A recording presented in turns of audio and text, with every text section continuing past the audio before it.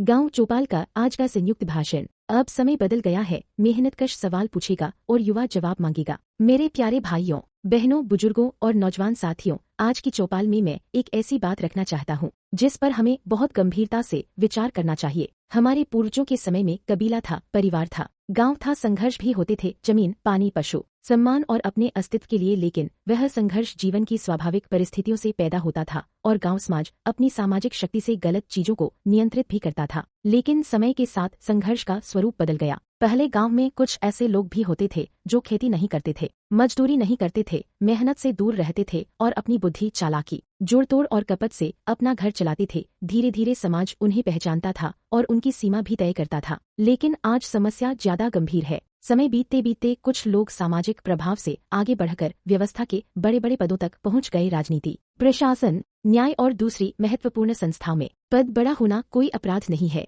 समस्या तब पैदा होती है जब पद के साथ जवाबदेही खत्म हो जाए, संवेदनशीलता खत्म हो जाए और आम आदमी की पीड़ा दिखाई देना बंद हो जाए। जब कोई व्यक्ति बिना मेहनत के लाभ लेने, जोड़तोड़ करने, स्वार्थ साधने और दूसरों के अधिकारों की अनदेखी करने को अपनी ताकत समझने लगे, तो मैं ऐसे आचरण के लिए एक ही शब्द कहूंगा, यह चरित्र की गिरावट है। और अगर कोई बड़ा पद पाने के बाद भी किसान, मजदूर, गरीब और गांव के संघर्ष को देखकर संवेदनशील नहीं होता, गलती होने पर शर्म महसूस नहीं करता और जनता की पीड़ा को लगातार नजरअंदाज करता है, तो उसके चारों ओर संवेदनहीनता की मोटी परत बन चुकी है। ऐसे लोगों से समाज को सावधान रहना चाहिए। लेकिन भाइयों बहनों, हमें यह भी समझना होगा कि समस्या किसी जाति, किसी वंश या किसी समुदाय की नहीं है। हमें जाति नहीं देखनी है, कर्म देखना है। वंश नहीं देखना है, व्यवहार देखना है। पद नहीं देखना है, निर्णय देखना है। बात नहीं देखनी है, परिणाम देखना है। आज किसान मेहनत करता है, मजदूर मेहनत करता है, माता पिता अपने बच्चों को पढ़ाते हैं, फिर भी चिंता खत्म नहीं होती। बच्चे पढ़ेंगे तो नौकरी मिलेगी या नहीं,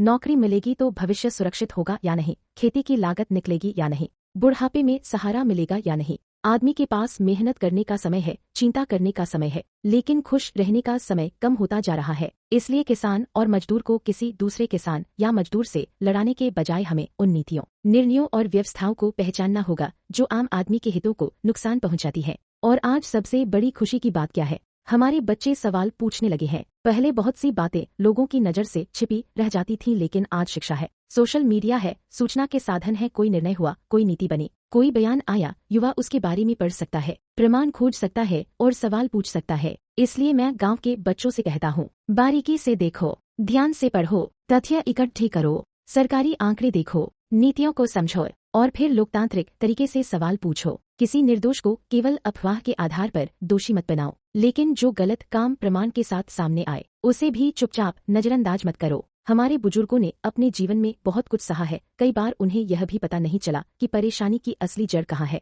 आज हमारी नई पीढ़ी उस पर्दे को हटाने की कोशिश कर रही है। 25 जुलाई के बाद युवाओं में जिस तरह सवाल पूछने और परिस्थितियों को समझने की कोशिश दिखाई दे रही है, उससे यह उम्मीद पैदा होती है कि आगे आने वाले समय में बहुत सी बातें और स्पष्ट होंगी। सुरेश पाल गुरुजी की चौपाल से आज का संदेश बिल्कुल साफ है। नफरत नहीं, ज्ञान चाहिए। जाति नहीं, कर्म पहचानेंगे। अफवाह नहीं, तथ्य देखेंगे। डर नहीं, सवाल पूछेंगे। अन्याय नहीं, जवाबदेही मांगेंगे। हमारा संघर्ष किसी जाति के खिलाफ नहीं है, हमारा संघर्ष अज्ञान के खिलाफ है, हमारा संघर्ष अन्याय के खिलाफ है, हमारा संघर्ष भ्रष्ट आचरण के खिलाफ है, हमारा संघर्ष शोषण के खिलाफ है और हमारा संघर्ष अपने बच्चों के बेहतर भविष्य के लिए है। जिस दिन किसान अपने अधिकार समझ जाएगा, जिस दिन मजदूर अपनी मेहनत का मूल्य समझ जाएगा, जिस दिन युवा बिना डर के सवाल पूछेगा और जिस दिन गांव का बच्चा शिक्षा और ज्ञान को अपनी ताकत बना लेगा, उस दिन किसी को, आम आदमी को आसानी से गुमराह करना मुश्किल होगा। याद रखिए, बड़ा पद सम्मान देता है, लेकिन बड़ा चरित्र ही सम्मान बनाए रखता है। सत्ता शक्ति देती है,